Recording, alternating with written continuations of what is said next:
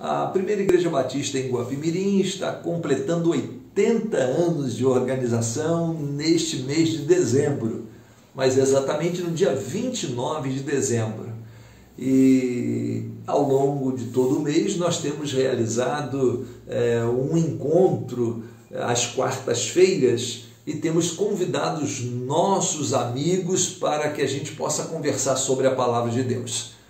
Na semana passada, na quarta-feira passada, nós conversamos sobre a Bíblia. Que livro é esse? De onde ele foi formado? Como é que ele veio? Se a gente tenta pautar a nossa vida pela Bíblia, pelos seus valores, mas de onde veio esse livro? Quem o escreveu? Então, foram questões, inspiração, revelação, iluminação, foram vistas na semana passada.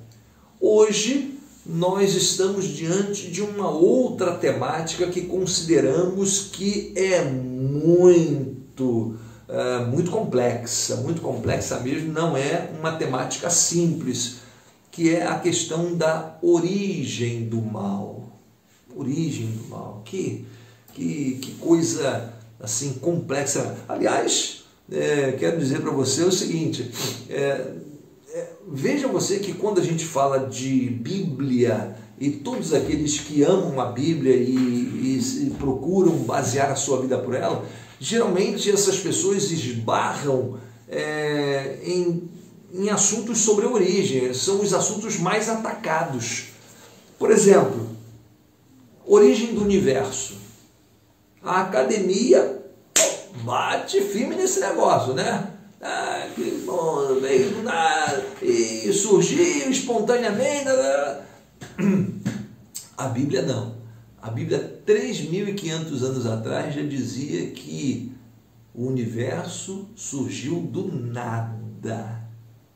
Foi a Bíblia que dizia isso.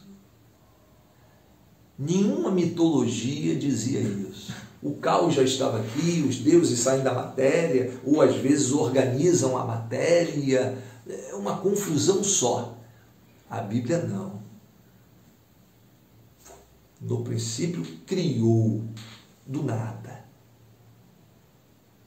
Então, e coisa que a ciência só veio descobrir no século XX.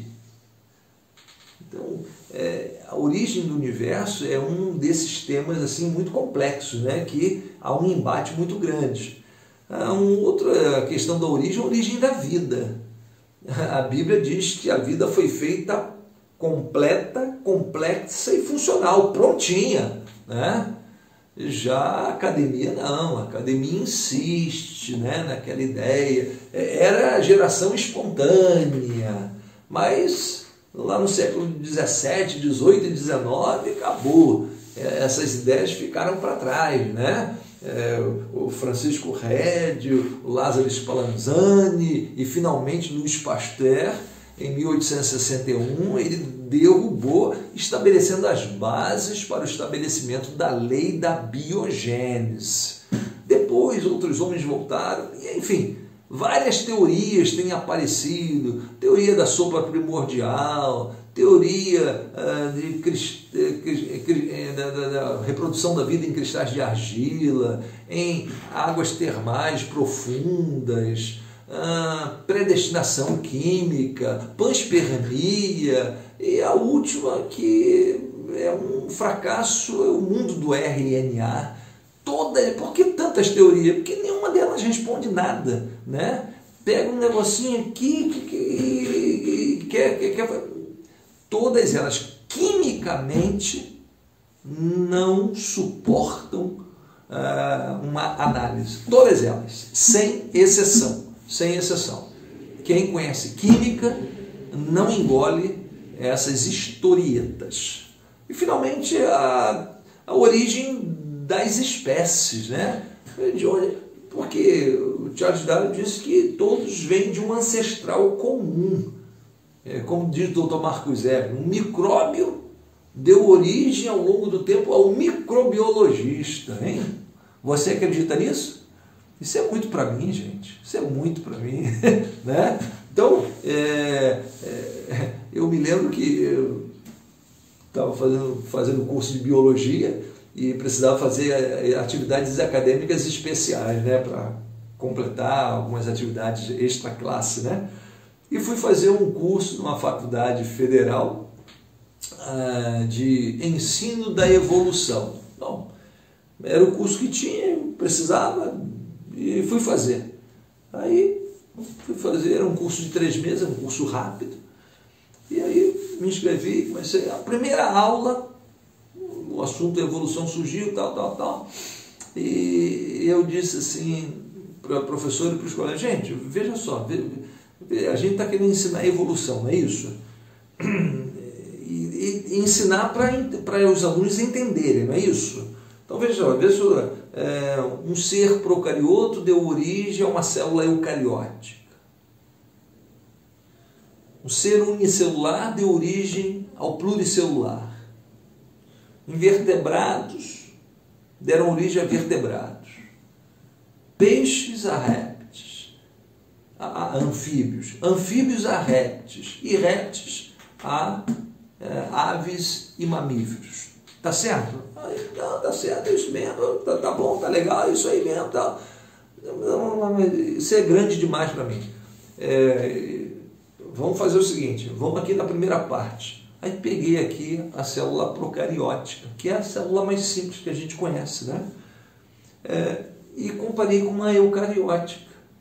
A eucariótica tem muitas peças que não encontramos na procariótica, né?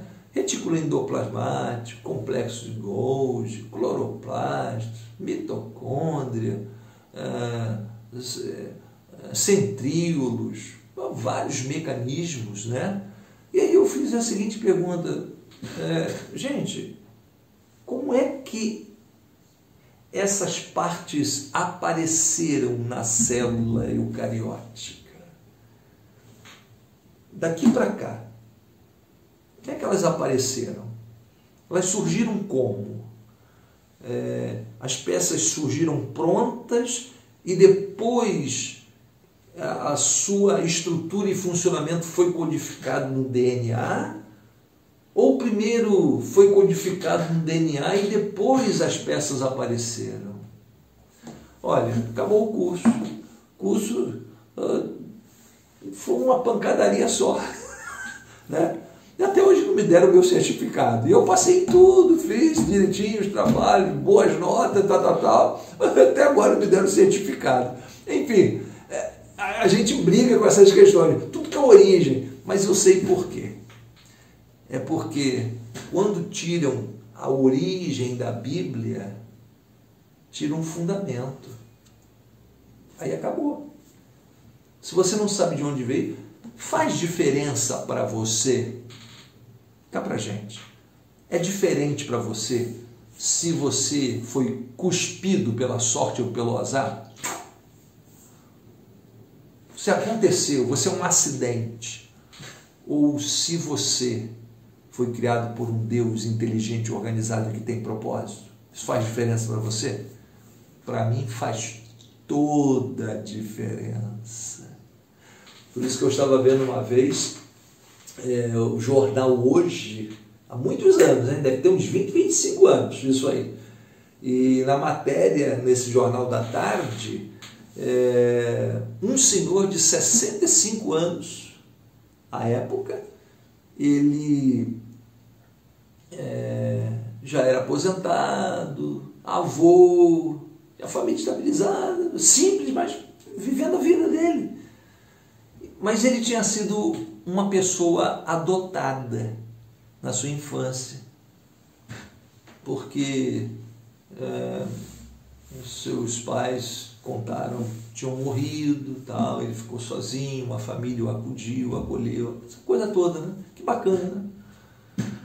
Mas quando ele tinha 65 anos de idade, alguém veio trazer notícia para ele que a sua mãe biológica ainda estava viva. E perguntou se ele gostaria de conhecê-la. Ele disse, claro. Então, marcaram um encontro e o jornal Hoje esteve lá. Tá? E aí, quando aquele senhor entrou numa residência, chão de terra, batidinho, Ele entrou naquele quintal, viu uma senhorinha baixinha e disseram: essa senhora é a senhora que lhe trouxe ao mundo, a senhora é sua mãe. Ele olhou para aquela senhorinha, se aproximou, deu um abraço nela, não falou nada não, apenas as lágrimas correram. E eu fiquei pensando assim, por que um homem de 65 anos, já casado, com filhos, com netos, aposentado, por que ele chorou? Porque ele encontrou a origem dele. Nós queremos saber de onde nós viemos. Por isso faz toda a diferença saber se veio de Deus ou se veio de um acidente. Se você veio de um acidente, você não tem regra, não tem nada.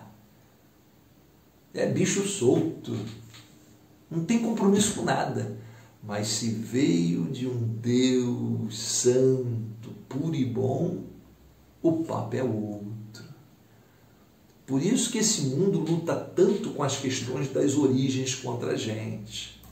Mas eu queria dizer para você o seguinte, olha, hoje a matemática, a química e a física não vão nos ajudar não, porque o nosso assunto é a origem do mal. Hoje é a teologia e a filosofia que poderão nos dar aqui alguma luz nessa nossa caminhada. E esse assunto, a origem do mal, ele é muito mais próximo. Tem gente que não está nem aí para origem da vida, não quero estudar química, física, matemática, não, origem do universo é muito complexo, energia, matéria, não, né? Origem das espécies, isso é muito complicado também, não, tem gente que não é. Mas eu duvido que você já não tenha se perguntado, por que existe o mal? Por que existe o mal? Isso, para quem acredita na Bíblia, é particularmente importante, porque no primeiro capítulo da Bíblia, no último versículo, está escrito assim: e viu Deus tudo quanto tinha feito, e eis que era muito bom. E foi tarde e amanhã o dia sexto. Veja só, no final de todas as coisas criadas, Deus olhou e disse, e era muito bom. Aí você pode estar perguntando assim, mas não está tão bom assim. Ou você discorda de mim? O mundo está bom? Está bacana? Está legal? Não, tem coisa boa? Claro que tem. Mas está bom? Não. Com esse nível de injustiça, com esse nível de violência, de corrupção, de imoralidade, de coisas malucas que a gente vê, tá não. E olha que a gente só conhece pertinho da gente. Se a gente der uma voltinha pelo mundo aí todo, ele vai ficar assustado. A gente vai morrer do coração, né? De onde veio o mal? Se a Bíblia diz que era muito bom, por que ficou assim do jeito que ficou?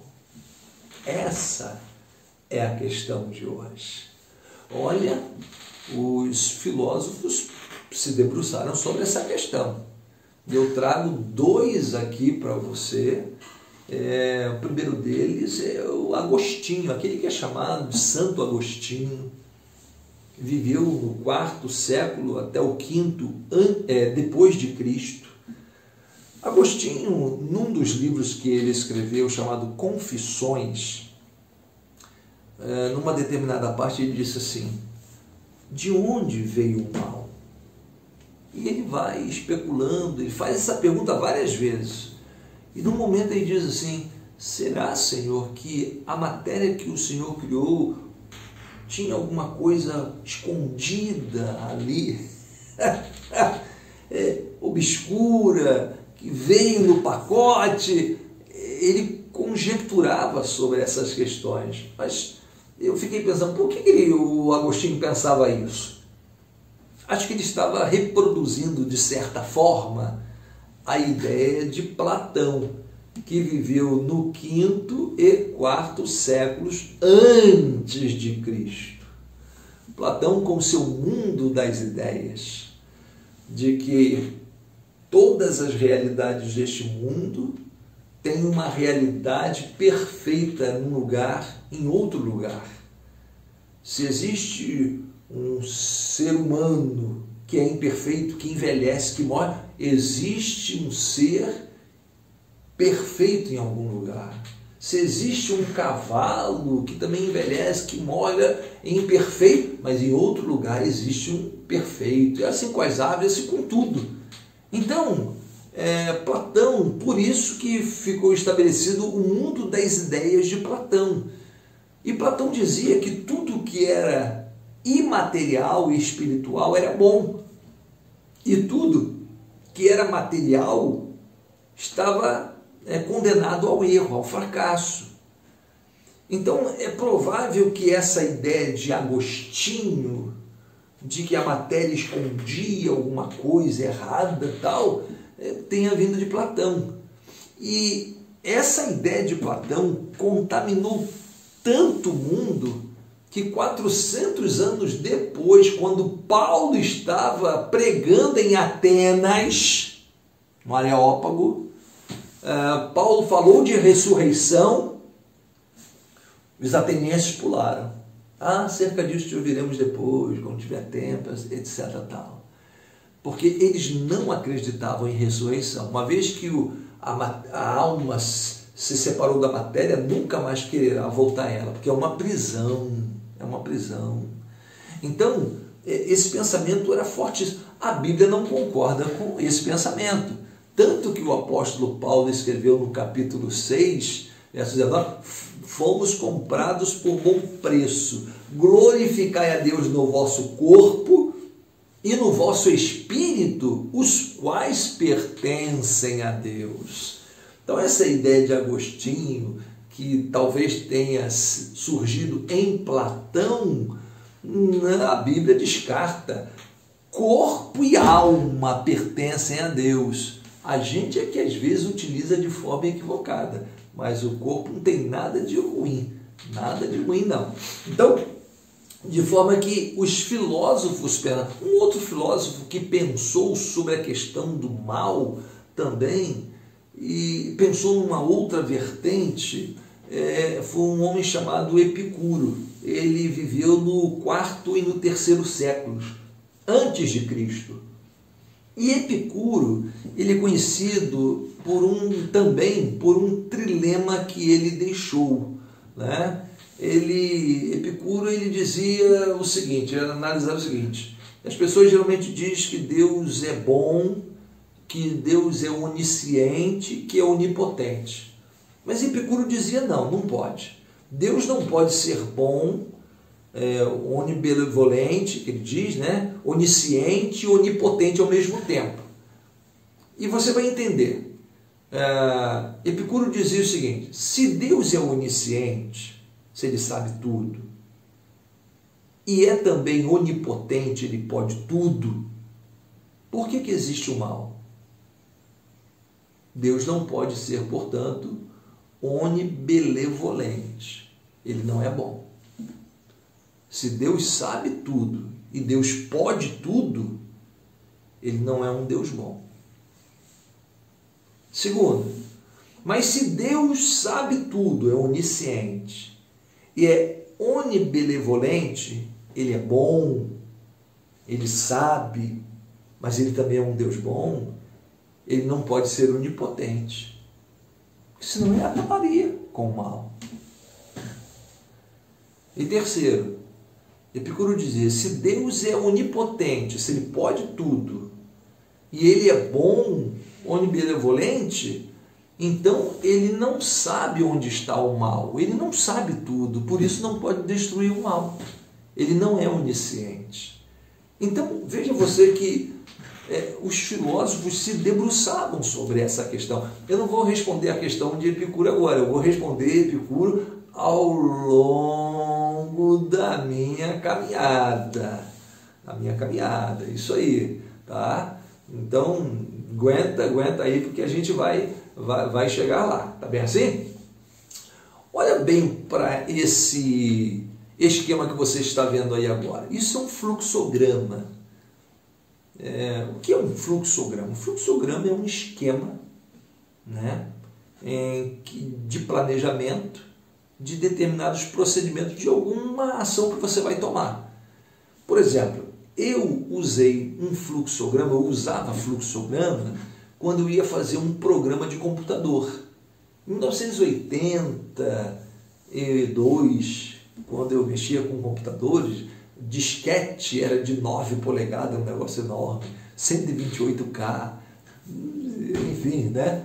Era uma coisa bem inicial mesmo, mas eu fazia programa, cheguei a programar na linguagem BASIC. Então você tem esse fluxograma aqui, você tem esse balãozinho aqui do meio. Vamos dizer, você vai dar uma resposta aqui, o programa faz uma pergunta. Se você responder sim, aí ele vem para esse setor aqui à direita. Então, vem para essa outra pergunta, essa aqui, faça isso aqui. Se a pessoa disser não, aí tome essa atitude aqui. Então, um fluxograma pode ser utilizado em qualquer empresa, em qualquer procedimento, em atividade pessoal. Você quiser organizar em fluxograma, vou organizar minha vida em fluxograma, até tal idade eu vou fazer assim, é um planejamento, é um esquema. Se acontecer isso, eu vou ir para cá, se acontecer isso, você vai planejando, né? Olha essa outra imagem aqui, olha que coisa espantosa. Isso aqui é um esquema também, é um esquema de funcionamento das vias metabólicas de uma célula. A célula está produzindo energia e tal. Se você come, assim, por exemplo, carne, a carne vai ser quebrada até ficarem os aminoácidos, né? A carne é feita de proteína, né? Então vai quebrar até os aminoácidos. Aí vai entrar numa dessas rotas aqui para produção de energia, de ATP, como a gente diz, adenosina trifosfato. Se você come carboidratos, você come gorduras, lipídios, vai entrar numa dessas rotas. Você pode estudar isso aqui 10 anos. 10 anos. Você vai chegar aos 10 anos e não conseguiu aprender tudo. Isso é um esquema de função de algumas rotas metabólicas de uma célula. O que a gente percebe é que parece que o universo todo ele foi produzido por um projeto. Se acontecer isso, faz isso, faz isso, faz isso, tal. Ele parece que ele passou por um projeto. E a Bíblia diz que foi projetado mesmo por Deus, né? Deus não fez a coisa de qualquer maneira, Ele projetou, né? E nessa projeção de Deus, eu tenho certeza que Ele escolheu muitas coisas, teve que tomar decisões. Eu quero falar sobre 2 decisões que Deus tomou para fazer o mundo. Primeira decisão.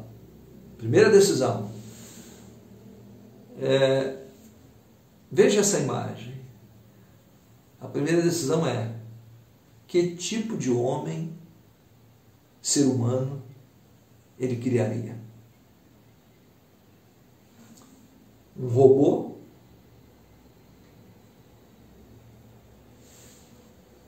Ou alguém que pudesse escolher como ele escolhe? Fosse livre para escolher, inclusive para renegar o seu Criador.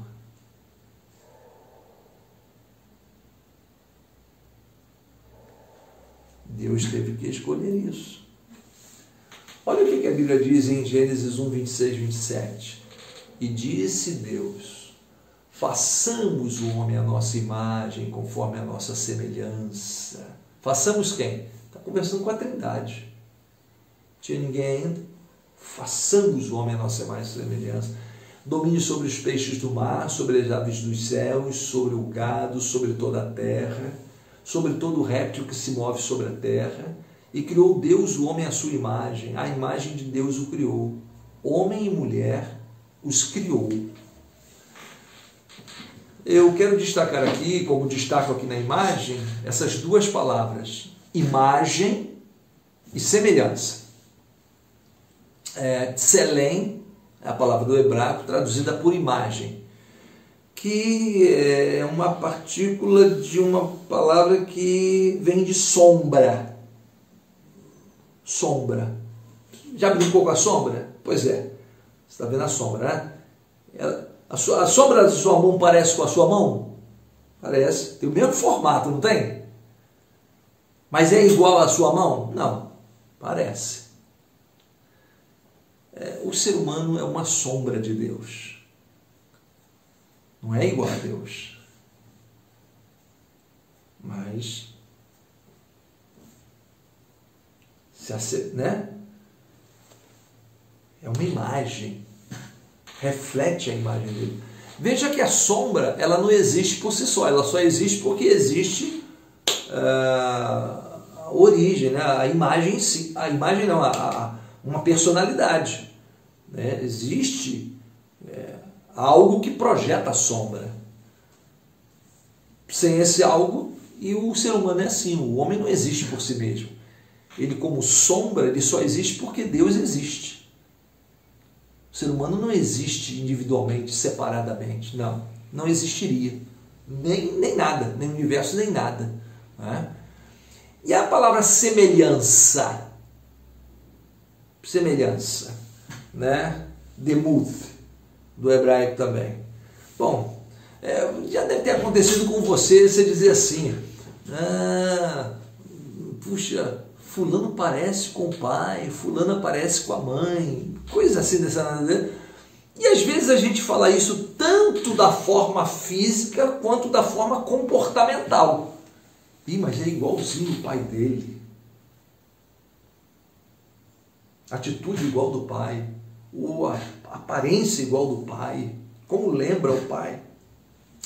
Nesse aspecto, semelhança não pode nos assemelhar a Deus, não pode nos parecer com Deus da forma física, porque a Bíblia diz que Jesus disse: Deus é espírito, e importa que os seus adoradores o adorem em espírito e em verdade. Né? João capítulo 4. Mas os atributos morais, sim. Alguns atributos, sim. Né? A capacidade de pensar, de sentir, a vontade de escolher, a capacidade de escolher. Então, esses atributos que o ser humano tem, isso nos assemelha muitíssimo a Deus. A ponto da Bíblia dizer no Salmo 8, pouco menor do que Deus o fizeste. Pouco menor do que Deus. De forma que nós não somos Deus, nós somos semelhantes a Ele em vários atributos. Né? Então, nós temos aqui uma decisão que Deus precisou fazer. E isso já começa a responder lá o Epicuro, né? Aquele filósofo, né? Que se existe uma coisa que me incomoda muito é quando a pessoa quer tirar o cavalinho da chuva, falando do mal. Se Deus existisse, não existiria o mal. Presta atenção. O Salmo 116, verso 15 diz assim: os céus são os céus do Senhor, mas a terra Ele a deu aos filhos dos homens. Está entendendo? Ele entregou as chaves na nossa mão. O que acontece de bom e de ruim aqui, nós produzimos. E um dia vamos prestar conta dele. Não adianta o ser humano tentar tirar o cavalinho da chuva, tirar o corpo fora. Isso é covardia, o nome disso. Covardia. Então, o mundo é a soma do que nós fazemos, nós seres humanos. Então, nós responderemos por isso. Então, a primeira coisa que Deus decidiu é que tipo de ser humano ele faria. E Deus decidiu. Farei um homem à minha imagem e semelhança. Capacidade de escolher. A segunda coisa que Deus precisou definir quando planejou, já que ele estava falando de planejamento, é que Apocalipse 13, verso 8 diz assim: e adoraram a besta todos os que habitam sobre a terra, esses cujos nomes não estão escritos no livro da vida do Cordeiro, que foi morto desde a fundação do mundo. Uau, é sério? Mas Jesus não morreu há 2000 anos atrás? Mas a Bíblia está dizendo que ele foi condenado desde a fundação do mundo, antes da fundação. Como é que pode isso? É de que a Bíblia está falando? A Bíblia está falando que já ficou acordado entre a Trindade que o Cristo, o ser humano errando, viria. Deus não foi pego de surpresa.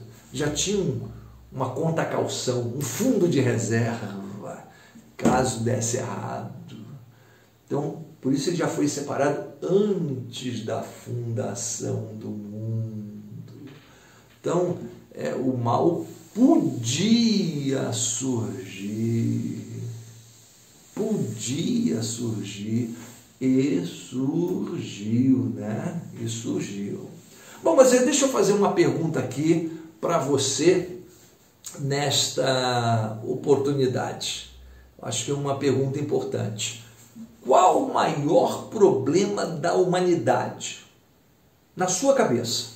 Se você tivesse que apontar, qual o maior problema da humanidade? E eu tenho certeza que as respostas seriam muitas. Tem gente que diria que é a injustiça, que é a guerra, que é a corrupção, que é a maldade, que é a falta de amor, que é muita coisa. Tem muita coisa aí, né? Que as pessoas diriam. Mas como nós estamos aqui estudando a Bíblia, nós queremos saber a opinião da Bíblia. O que a Bíblia pensa? Qual seja o principal problema da humanidade? Então, segura aí. Romanos 5, verso 12, a Bíblia diz assim: portanto, como por um homem entrou o pecado no mundo e pelo pecado a morte, assim também a morte passou a todos os homens. Por isso, todos pecaram. A Bíblia está dizendo que o principal problema da humanidade foi o pecado. O pecado é a causa dos problemas. A causa dos problemas. E o homem pecou. Mas a Bíblia não aponta só o problema, não. Ela fala também, do tamanho, da extensão desse problema, dizendo assim em Romanos 3, 23, porque todos pecaram, separados estão da glória de Deus. Todos, sem exceção. Uau! Todos pecaram e separados estão da glória de Deus. Mas diz mais, fala da consequência desse pecado. Porque o salário do pecado é a morte, mas o dom, o presente gratuito de Deus é a vida eterna por Cristo Jesus, nosso Senhor.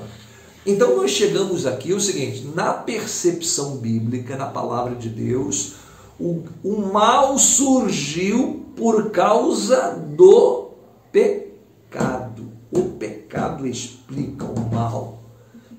Por que há tantos males neste mundo? Por que há tanto sofrer?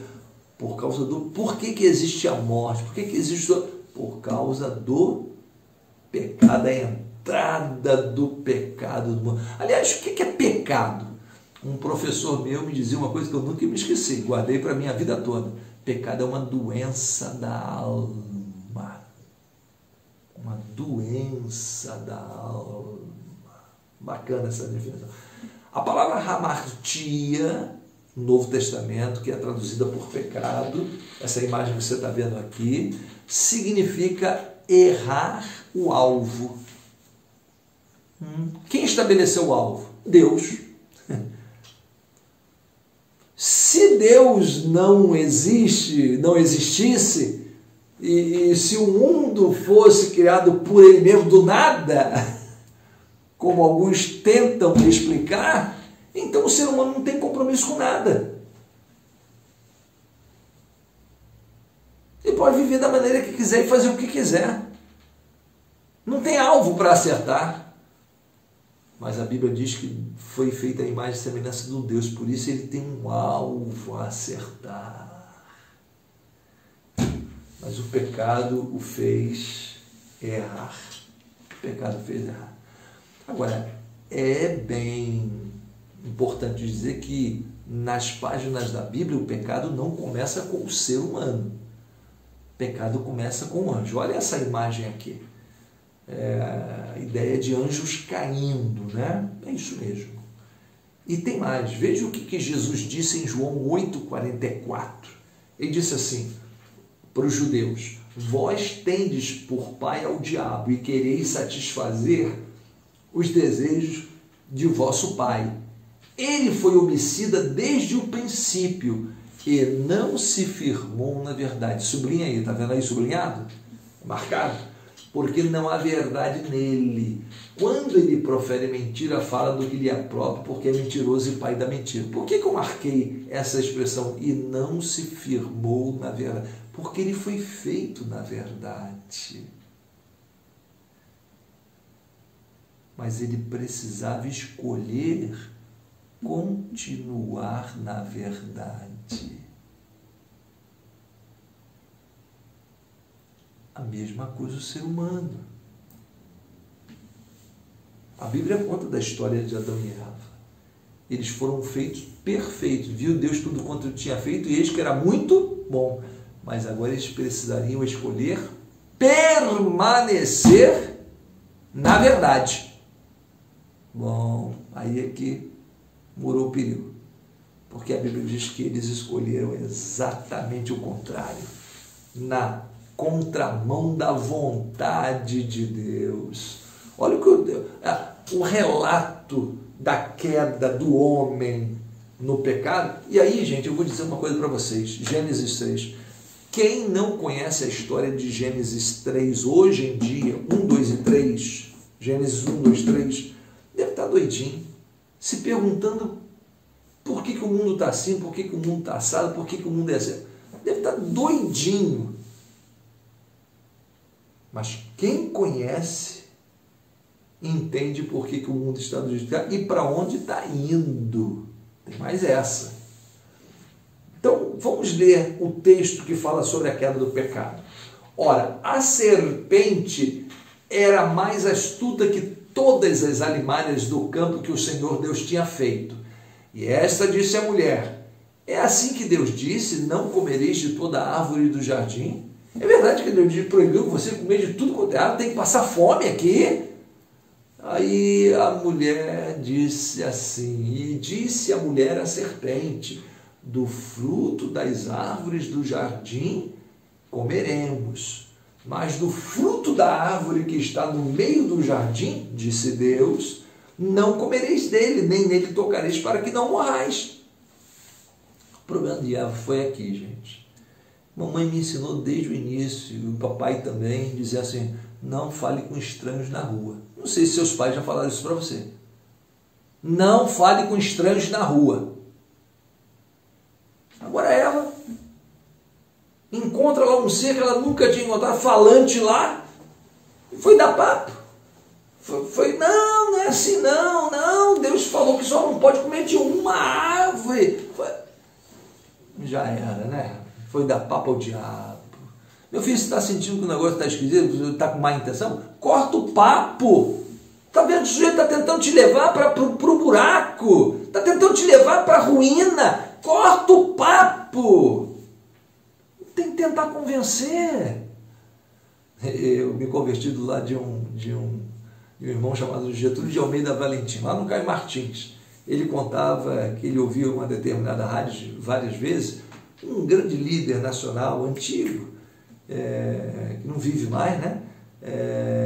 Ele tinha um programa de rádio e ele sempre dizia assim: vamos orar pelo nosso irmãozinho Satanás para que se converta. Gente, esquece esse negócio. Satanás não se converte. A Bíblia diz, Jesus disse que o inferno foi preparado para o diabo e seus anjos. Está lá em Mateus capítulo 25, né? Para o diabo e seus anjos, verso 41. Então, para com isso, não tem. A conversão é para o ser humano. Ao ser humano foi dada a oportunidade da conversão. Então, olha só, a mulher foi tentar convencer o diabo. E ele é muito mais sagaz, inteligente, enfim. E aí o que ele disse? Então a serpente disse à mulher: certamente não morrereis. Deus está dizendo que você vai morrer? Não vai. Ele não contou a história toda. Porque Deus sabe que no dia em que dele comerdes se abrirão os vossos olhos e sereis como Deus, sabendo o bem e o mal. Gente, propaganda é tudo, não é? Propaganda é tudo, cara. O que a propaganda faz? Faz você se sentir o máximo, né? Tá lembrado da propaganda de Marlboro?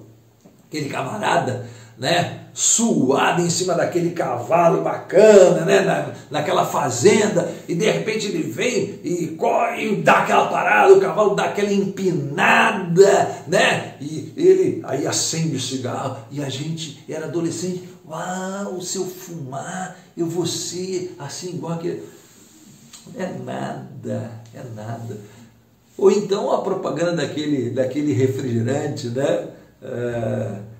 Muito antigo,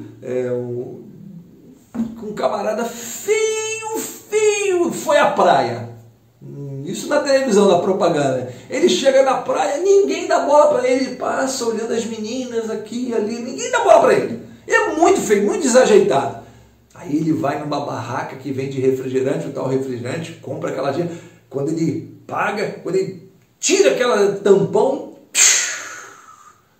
aí já as meninas todas, ele toma aquele refrigerante e sai pelo meio da areia andando assim, e as meninas vêm atrás dele, se arrastando na areia da praia, as meninas mais bonitas assim, e ele vai andando, e eu ficava olhando aquela praia: rapaz, se eu tomar esse refrigerante, as meninas vão cair aos meus pés. Gente, propaganda, que maluquice. Alguém já fez propaganda para você dizendo que você é muito careta? Você deveria dar um tapa na maconha, na cocaína, beber um negocinho, está muito careta, bebe aqui, uma bebida aqui, faz uso disso aqui, está muito caretão. Você vai ficar, olha o que o diabo disse: vossos olhos se abrirão e sereis como Deus. Disse para Eva que ela seria como Deus. Aí ela endoidou. Será que Deus não está me contando a história toda? E viu a mulher que aquela árvore era boa para se comer e agradável aos olhos, árvore desejável para dar entendimento.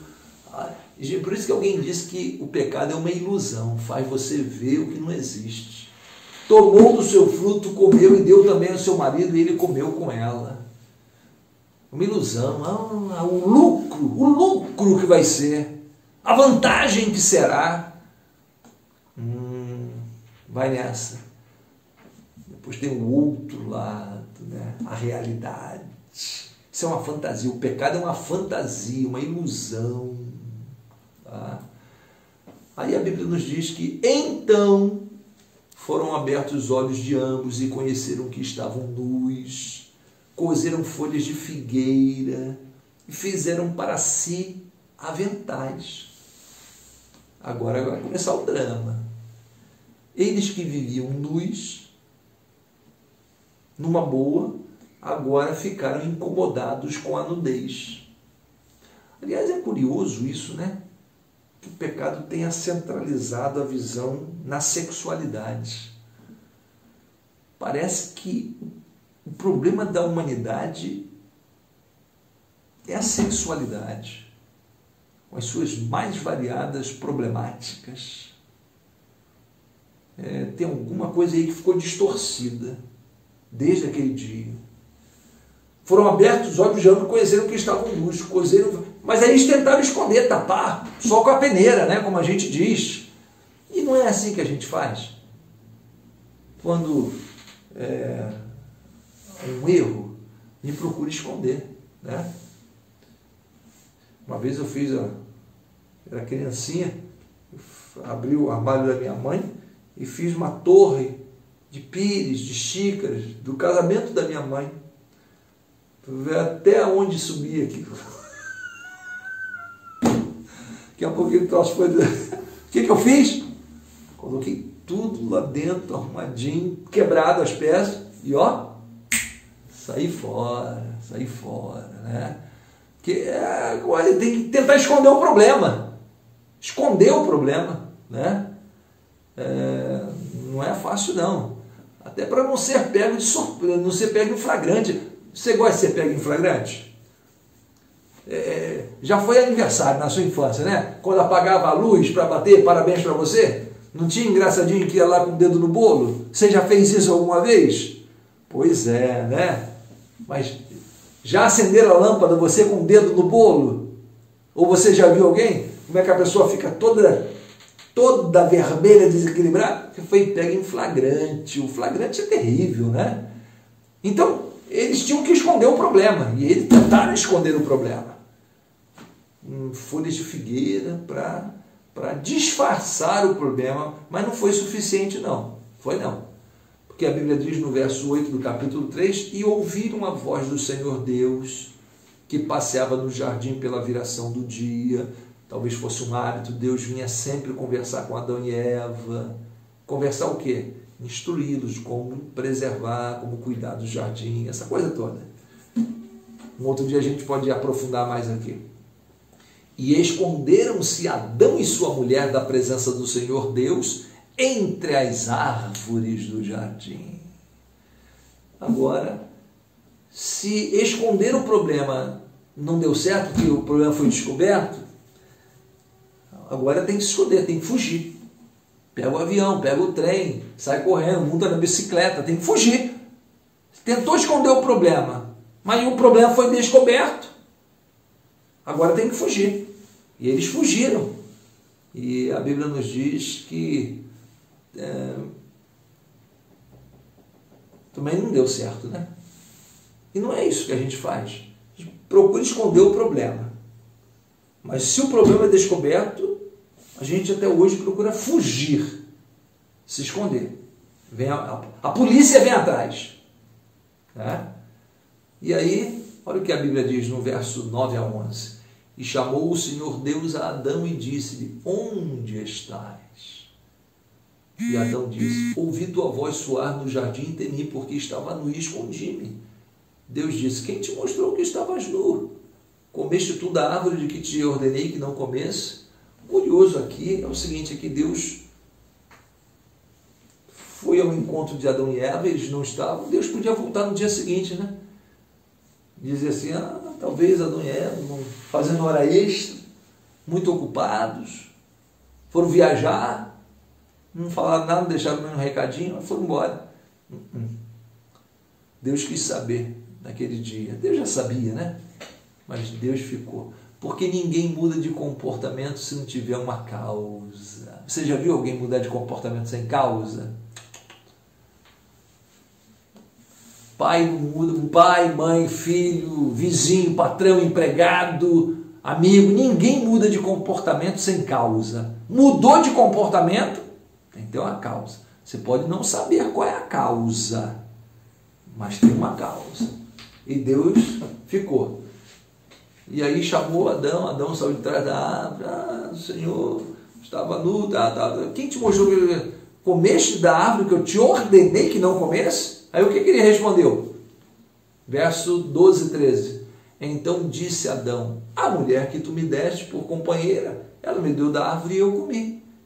E disse o Senhor Deus à mulher, por que fizeste isso? Disse a mulher, a serpente me enganou, eu comi. Sentiu aí?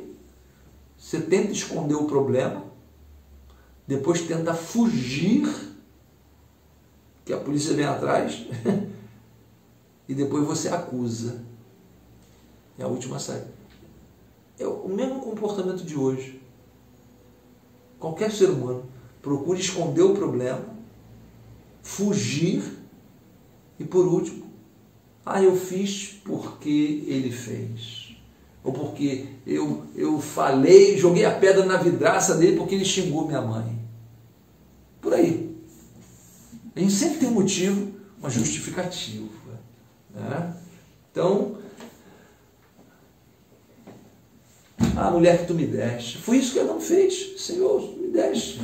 A mulher estava com defeito de fabricação, praticamente botou a culpa em Deus, né? Quase isso, né? A mulher está com defeito, eu comi. Ela me deu da árvore, do fruto, eu comi, e aí Deus disse: e você, mulher, por que você fez isso? A serpente me enganou e eu comi.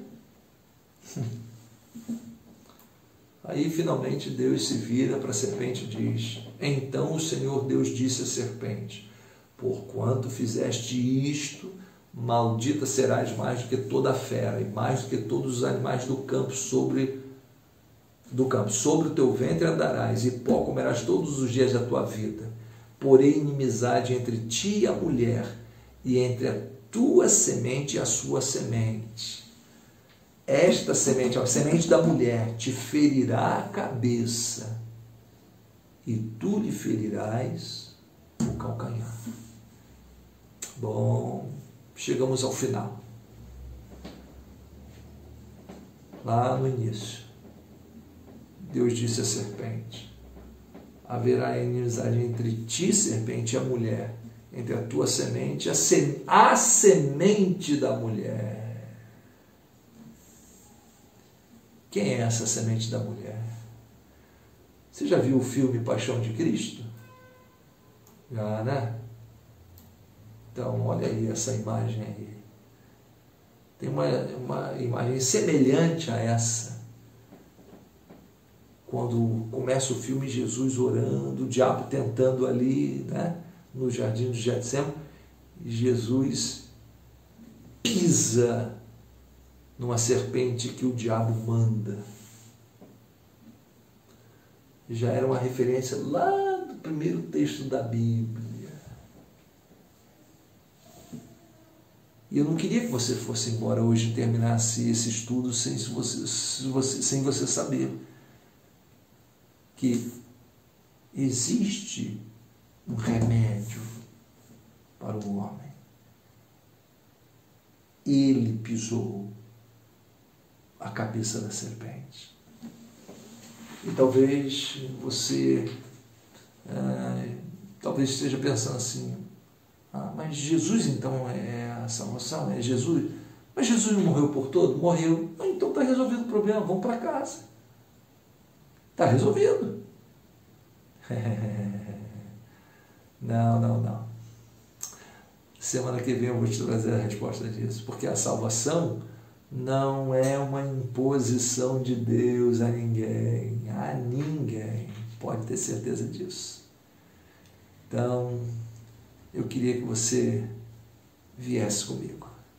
Semana que vem, na próxima quarta, a gente vai voltar aqui. Que Deus abençoe a sua vida. Essa é a origem do mal, é o pecado.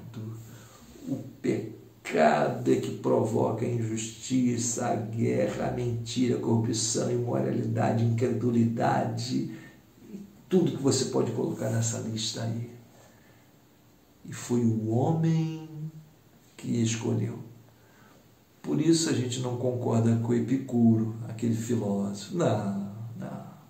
Deus é bom, Deus é onisciente e Deus é onipotente. Mas tudo isso, tudo. Ele só fez o homem à sua imagem e semelhança, foi uma escolha dele. E o homem estava com a chave na mão. E o homem abriu a porta que não podia ser aberta. Então, que Deus abençoe a sua vida, Semana que vem aguardo muitíssimo a sua participação. Quarta-feira, sempre às 19h30, Primeira Igreja Batista em Guapimirim. Um grande abraço e até lá, se Deus assim permitir.